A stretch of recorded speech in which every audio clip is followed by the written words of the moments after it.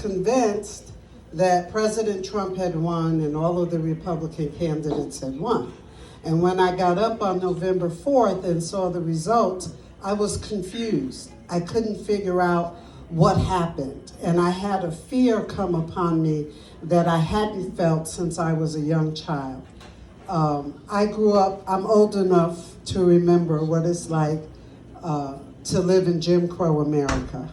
I grew up in Connecticut, but our family homestead was in Virginia. And every year, my father's idea of a vacation was at least 1 week in Virginia. And on this particular occasion, I went with an aunt to the store. We got to the store, and I walked in, and my aunt froze, and she began to cry. And everybody in the store froze and looked at me like I was an alien. And the manager came up to me and said, "Girl, where are you from?" And I said, "Connecticut." And he said, "Leave her alone. She doesn't know any better." And he took me outside to my aunt. When I saw my aunt's face, fear gripped me in the core of my being because tears were streaming down out of her eyes, and I didn't know why. I didn't understand. And suddenly, for the first time in my life, I became afraid. That same feeling that I had that day was the feeling that I had on November 4th, because I didn't know what had happened, and I couldn't figure out how it happened, and I felt like, oh my God, what's going on? Because I didn't know where the threat was. I still don't. Well, I know a little better what the threat is, but no one is examining what happened and laying it out so that we can all understand. And so I began to pray and ask God, who is the candidate that I can get behind? Who can I support? Because something has to change in our state. And I kept praying and I kept waiting, and I thought one of the lawsuits was going to work, and none of the lawsuits worked. And I'm like, okay, God, who is the candidate? And finally he answered me and said, you. And I said, oh, okay, God, but who's the candidate that I can get behind? And he said, you. And that's why I'm in this race. And as I travel the state, I see that our state is very, very broken. It doesn't take a shovel to dig to see what's going on. You can find out with a teaspoon what's happening. And everywhere I go, there's a new issue that surfaces, something else that crops up, that shows me that we need to have true leadership to show us how to dig our state out of the hole that most of us don't even know we're in. As I travel the state and I hear things like when I went down to Columbus and heard about the gangs down there. Awful. People moving from their homes because the gangs have so overridden their neighborhoods and no one's getting it under control. As I look and just down the street at downtown Atlanta, Phipps Plaza, Lenox Mall, they used to be tourist destinations. People would literally come to Atlanta to go to Phipps Plaza. I didn't understand it, but okay, right? But you can't go down there today because of the crime. When I look around the state, and I am so glad to meet you tonight. I was on a radio program earlier today, and I talked about you. I didn't know your name.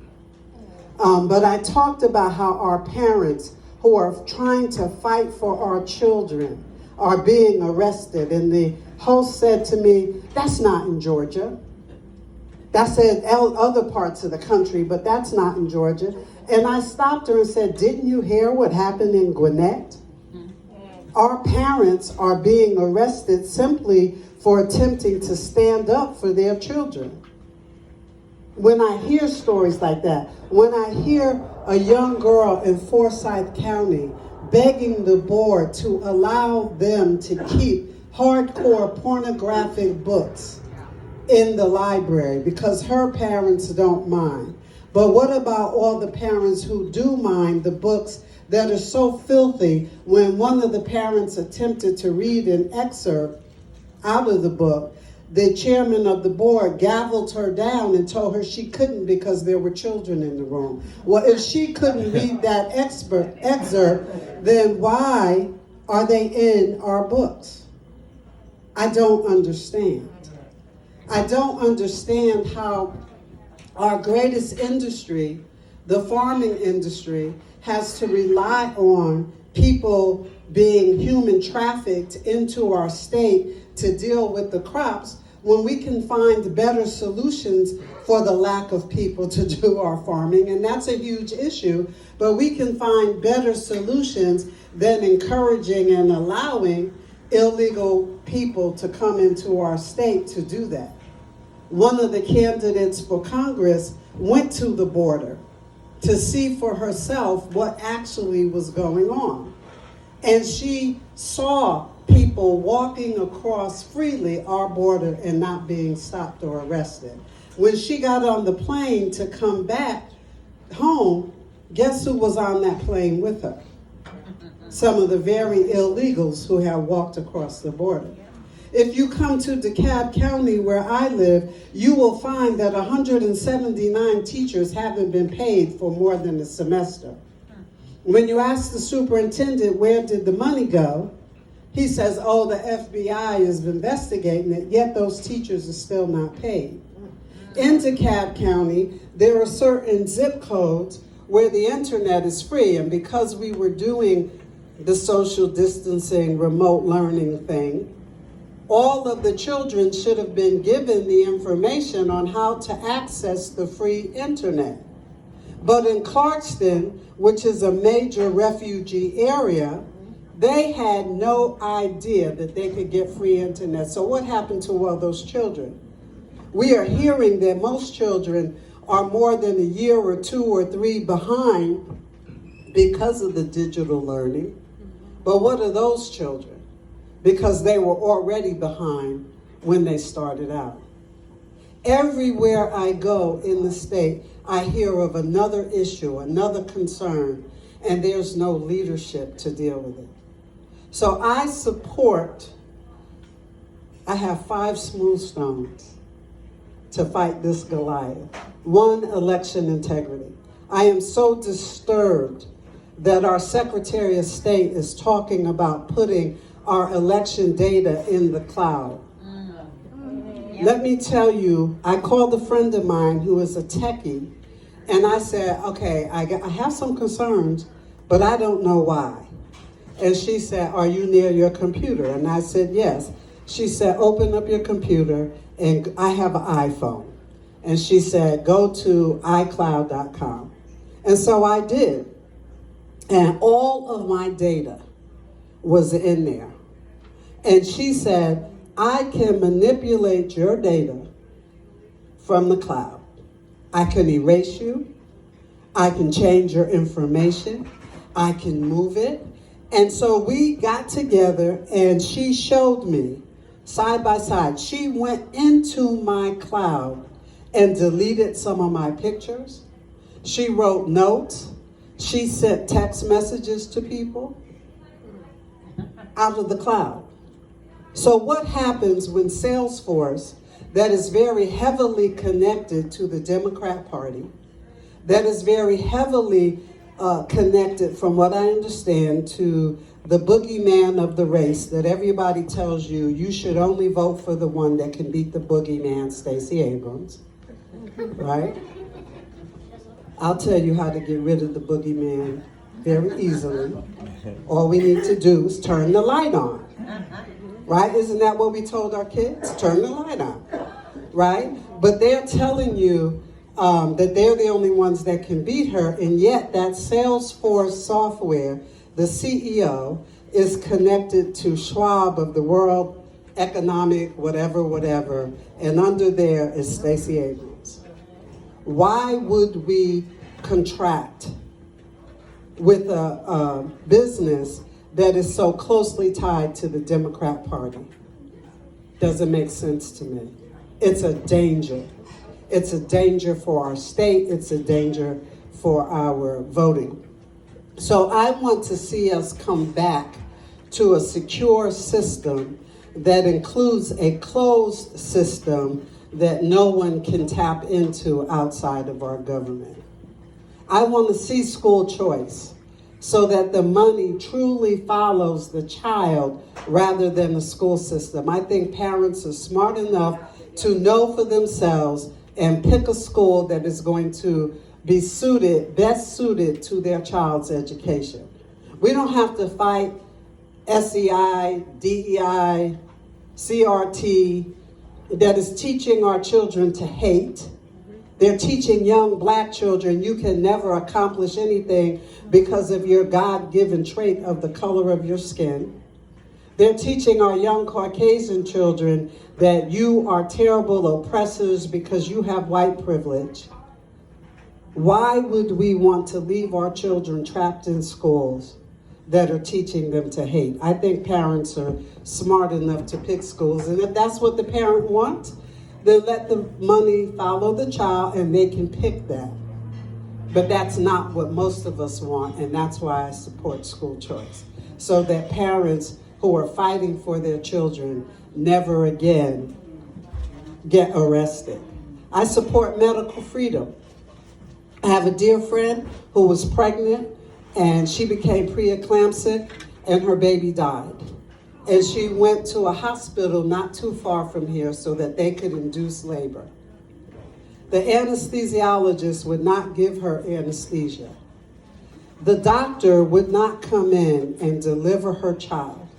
Her husband had to deliver her dead child. Why? Because she was unvaccinated. That should never happen in this great state. And the governor has great authority and power to address that. I want to see us come back to the United States Constitution and the Georgia Constitution that allows us to decide for ourselves our medical autonomy.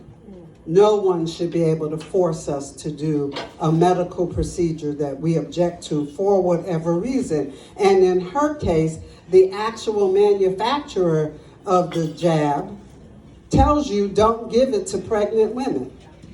So why on earth would they not give her the medical treatment she needed? And ladies, you know, if they induce labor on you, that's a hard labor. And they would not give her anesthesia. That should never happen in our great state again. And I am as pro-life to the bone as anyone that you will ever meet. If you look me up, you will find me all over the place talking about life. And yet in this great state, we have 14 abortion centers, only 4 of which are licensed.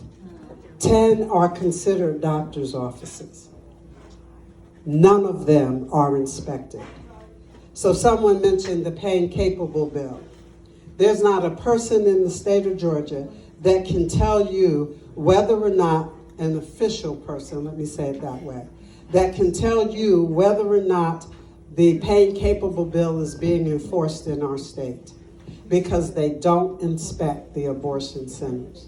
And I know for a fact that they're not being obeyed, that none of our laws dealing with life are worth the paper they're written on because there is no enforcement. Sidewalk counselors will tell you they see pregnant women all the time who are 22 weeks, 24 weeks, going into one of these abortion centers to terminate the life of their child. And there's no accountability. That has to change. And so I want to work for us to be able to bring those changes. I want to see citizen panels partnering with the state. Let's go inspect what we expect. Let's see what's going on in the abortion centers, what's happening in our education centers, what's happening with medical freedom, what's happening with religious freedom. We are the only state in the South that doesn't have a Religious Freedom Restoration Act. And what that means is, in every other state, the government would have to have a compelling reason to interfere with your right to worship, except here in Georgia. They don't need a compelling reason because we don't have a RFRA. I want a RFRA right away. So I want to ask for your support. I want to ask for you to check me out. Go to my website, CatherineInTheCapital.com. Check me out, see what I stand for. You can also go to my other website, TheRestorationProject.life, and you will see about all my pro-life work. But I want to bring a new measure of accountability into our government. My slogan is not just a slogan, life, liberty, and leadership. It is a promise. It is a commitment to you that if you elect me to be the next governor of this great state, I am going to fight to fix our government and to put things in place that honor the rule of law, that honors our great United States Constitution and our great Georgia Constitution. I have all the money I need for this race, but I want to ask you to do me a favor. Gentlemen, pull out your wallets. Ladies, pull out your purses and write me that check, because all the money I need is in your pocket. So please, send me a check so that I can make this a real fight and do it the right way. And with that, I will answer any questions that anybody may have. No? Yes, sir. I'm impressed by your talk.